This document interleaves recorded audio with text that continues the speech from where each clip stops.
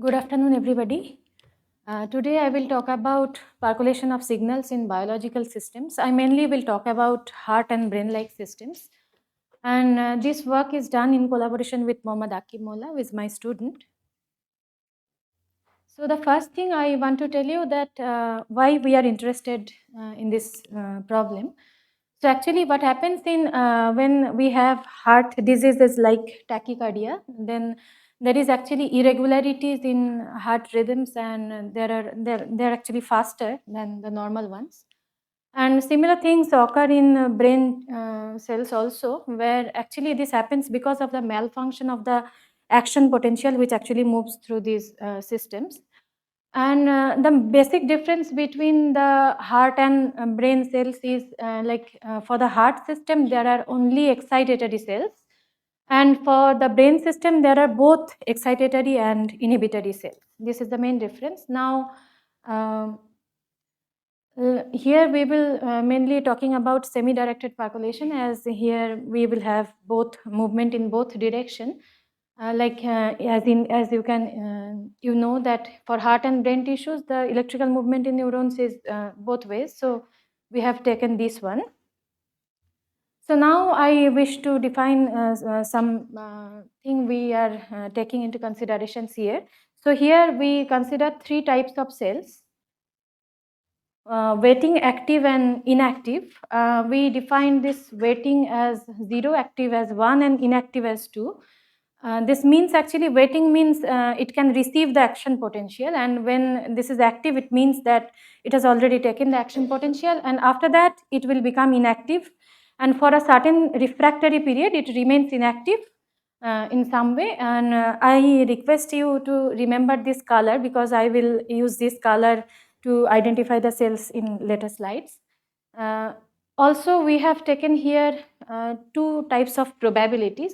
One is P switch and another one is P act. P switch is the probability that an inactive cell can become a waiting one to receive the action potential once more. The one thing I wish to mention here is that here we have taken the stimulation, I mean the action potential. Now we initiated the system with one time stimulation. So this is the P switch, which actually indicates that how long the refractory period is. If the refractory period is very long, this means that P switch is 0 almost. I mean, it cannot revert back to become a waiting one to receive signals. Another probability we have introduced is P act, which is by which the waiting cell can become an active one, and this is almost connected to the inhibitory cells somewhat. And in this case we will study some several kinds of things. One is among them, one is tortuosity, which is actually the average time of arrival of the action potential from one end to the other end, and percolation thresholds and so on. I'm not going into the details here.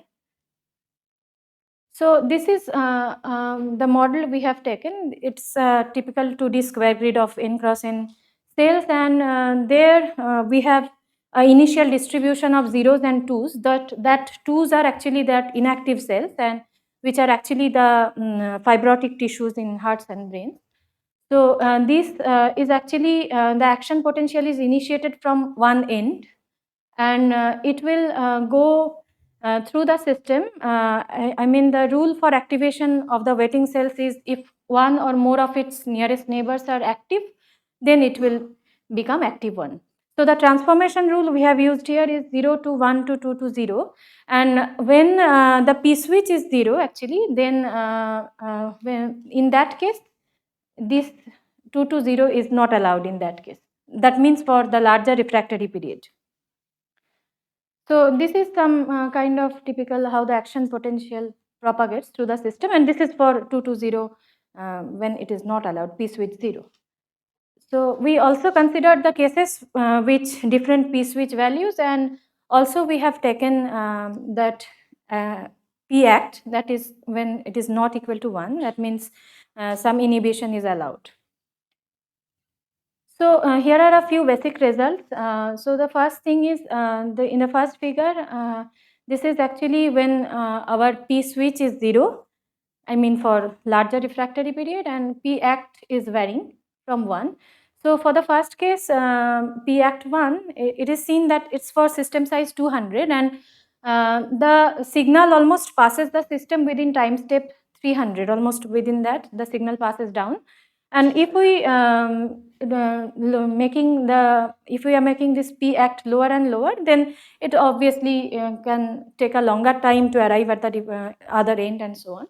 But the thing here for the second figure is where we have taken this P act to be 1 and varying this P switch. So interestingly, here we can observe that when we are introducing P switch, a very little amount of that, what happens is the system is showing some kind of oscillatory behavior, which actually means that when we are talking about those heart tissues and something, the action potential movement, it actually cannot pass down through the system. It actually remains within the system. It is showing some kind of oscillatory behavior and remains within the system, which is very prominent for P switch 0.9, I mean almost close to 1. So this behavior is very prominent from here. So that is some kind of re-entry of the signal which initially enters the system is somehow within the system and cannot pass down through the system, which is actually the main cause for the heart diseases. And next is I wish to show here some results on the percolation threshold. So this is for P act 1 and P switch 0. Here the percolation threshold is almost 0.59, which is similar to forest fire models and similar models. And for this one, this is actually when a very small amount of P switch is introduced.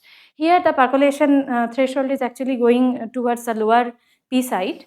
And if we increase the P switch amount, then it will almost going towards the system, the whole system percolates close to 0.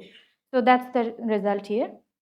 The next is if we vary this P act and keeping P switch same. So this is the second thing. Here we can easily see that the percolation threshold is shifted towards the higher P side. And this one is for, sorry, I don't have, for this one, I don't have 4 data, but I hope this is fine. And the next is a few snapshots of for different cases. So here for P act 0.8, as we have taken the initial distribution as zeros are with 70% probability, we can easily see from here that this is actually very close to threshold for this system, for this particular case, and therefore this difference from the other two is very prominent. And okay. And here are some results of the cluster distributions. So this is for P act 1 and P switch 0, and these are the other two with different P acts.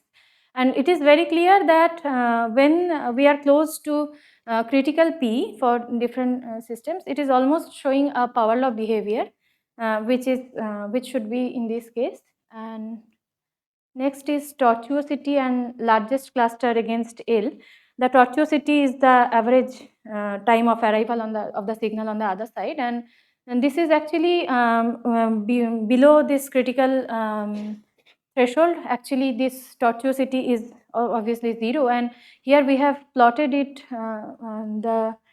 We have shown the data collapse. Actually, it is showing an exponent of 0.8. And for the next one, this the largest cluster against L, it is actually for critical value, it is going like L to the 1.8, and for beyond threshold, it is behaving like L to the 2, which is system dimension, I mean 2 dimension. So finally, I want to summarize. So here, a fibrotic tissue in heart and brain-like systems, actually there is, if there are fibrotic tissues, it will suffer from some kind of delay in the arrival of the signal in the other side of the system, and it will also reduce the number of active cells, and there will be a spread of the arrival time. Now another thing is here, when we consider a larger refractory period, I mean for P switch when 0, then actually there is no re-entry mechanism of the signal. But when we introduce a P switch, actually there is a re-entry going on for the action potential, which actually causes the diseases in the heart. And there are other things I already have mentioned, so I will not go into that.